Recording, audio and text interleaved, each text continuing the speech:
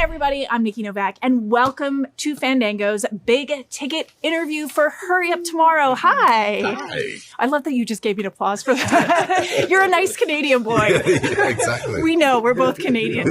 First question is to you. This is obviously a companion piece to your album. Where did that idea come from that it needed a film to sort of complete your journey? The film came first. The album didn't exist. So this music was kind of, we were scoring and I guess writing music to picture. So yeah, the idea came from a real life incident that had happened, and I always saw it as a film. Yeah. And so the film came first, and then the music, and yeah. That's incredible that came first, because this is different for you. I mean, this is obviously your first feature lead.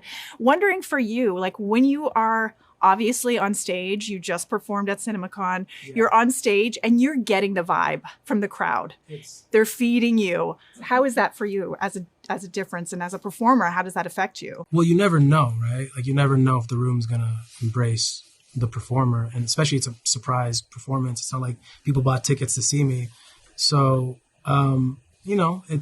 there's that silence prior to it where you're just like, I don't know what's gonna happen. You go out there and you see people cheering, and you see, one person getting up, and you feed off that energy. So I think for me, it's all about energy. It's like, you came in and you're automatically like, I'm from Aurora. That energy is important to someone like me, and I'm sure any artist. Yeah. Jenna, this is your character is very enigmatic from what I understand. She's very mysterious. So wondering for you if you can just talk a little bit about her, but also as an actress, did this differ for you because it's something that we've never seen before? Did it change it for you, your experience on this film? Yeah, definitely. And I think also because this film, there was a very solid script there, but also every day we came on set, if it was a different environment, a different feeling, or maybe something wasn't feeling right about a scene, we kind of changed Annie's place in Abel's life, so I kind of was taking on different forms, and I think that kind of helps the mysterious quality that she has, because you can't really follow where she's coming from, or who she is, or what she means to Abel. So that was very exciting to me, and, perplexing to me, and I think it's, it's true. In a good way, though? Yeah, in a good way. I mean, I think it's good to kind of, we all were kind of putting ourselves out there, and it's a very intimate film. So, that is for somebody who has been doing this for over a decade and knows what it's like to be on set. It was so great to be able to, there were some days where we would just sit and talk and have conversations about the characters for hours. Yeah. And that was just something that we did. And, fortunately enough, Trey created an environment that felt like that was comfortable and encouraged, and it was just much more of an exploration of a person than I had anticipated coming into it, which was so thrilling and so exciting. So, yes, Annie is very sensitive and vulnerable and cares about Abel more than anyone else ever would. And he realizes that, and he's having a hard time acknowledging that. So I think it's kind of my role to get in his face a little bit. Wow. You wrote this, obviously, with Abel. You wrote it together. I know you're a cinephile. Obviously, you're a cinephile. You've talked about your influences in film. Did the two of you talk together? Did you nerd out over any films? Were there any films that you said, we kind of want to maybe draw a little bit of inspo? And what were they, if that was the case? Yeah, I mean, I'd say we were saying earlier that at first it was just organic that we did love films. We're both cinephiles. We have like-minded tastes. But first it started just like Abel had this idea and we were both connecting over that, and then got creative juju and super inspired and excited and bouncing back and forth. And then naturally influences started filtering in. And, it ranged from Persona to Raging Bull to Purple Rain to Toby Dammit and Audition and you name it. And Beetlejuice, of course. Yes, of course. Possession. Yeah, Possession. Yeah. Oh, I love that. This is a version of yourself that you're playing. What parts of yourself do you feel like showed up on screen, and what parts were an extension of yourself? It's crazy. I think the only part where I felt like I saw myself was the incident that we kind of recreated. And it was kind of the only difficult thing to watch when I was watching, the first cut back, because it felt like I transported to that moment. But aside from that, everything else felt like, from the brainchild of Trey. Like me and Trey created something, and then he found himself in the character, which is really important. And we would swap traumas. Yeah, and totally. I got to actually play a character.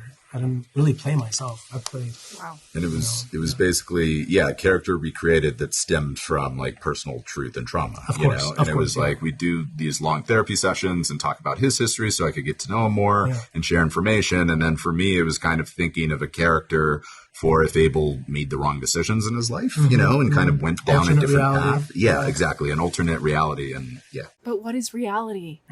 Beautiful. That is the question I'm thinking that this movie answers. That's what it all a asks at dream. the end of the credits. What is reality? I just spoiled your whole movie for you. How did I just do that? I was going to say, now that you're saying that, it kind of feels like Annie and Abel are kind of two extreme ends of the spectrum of Abel. Incredibly warm and incredibly cold. Damn. That's beautiful. Just thought We're about getting that. we're getting deeper. This has been described as something we've never seen before. It is something we've never seen before. A full-length feature film based on, that came first before the album, but that there's this companion piece. So can you just describe, and any one of you can answer this, how is this going to be for an audience, something that we haven't seen before? In what way are people going to experience something that they've never seen before? I tried to design the film to where, regardless if you listen to Abel's music and album or not, it's hopefully a great special film on its own. But I think if you do listen to his music and you do listen to that album, they're beautifully interlinked and enrich each other. Sometimes just a scene in the movie that another viewer would just assume is a scene, a part of our narrative, could be a song on the album with the lyrics of what his character's headspace is actually at. So Abel tied them in together in a way with me that I just thought was really beautiful and really unique. And like the only comp we had was like Prince with Purple Rain, but this is not Purple Rain. This is something very different. And I think that for me, like when I started making films, the goal, my favorite filmmakers are auteurs who make films only they could make, and singular, fresh things. And those were what excited me. So for this, talking with Abel, it was like, I really feel like we can make something we've actually never seen before. And that's like the most creative ambition for me to have for doing something, Obviously, you're working with a musician. I don't know, sometimes actors listen to music to get into character. What were sort of things you were listening to on set? Were there any songs written? Was it the album that Abel created? And what were you listening to? And did you two bond over music? Yeah, I pretty much was only listening to Abel during production. No, that's fine. No, I enjoyed it. It was, not to give too much away, but it is a really big part of Annie's experience in the film. So, yeah, I think a lot of my prep and preparation is somebody who's supposed to know Abel so immensely well. If no matter what I was doing, it was either his music was playing, or if I had some time in the car, I would watch a music video, or pick up on certain things, just stuff like that. I just wanted to familiarize myself with the two different sides of Abel as much as possible. Kind of strange talking about it in front of you, but I was kind of stalking you for a second, but that was kind of my job. So. Right, exactly. Yeah, how does that make you feel? That's a compliment.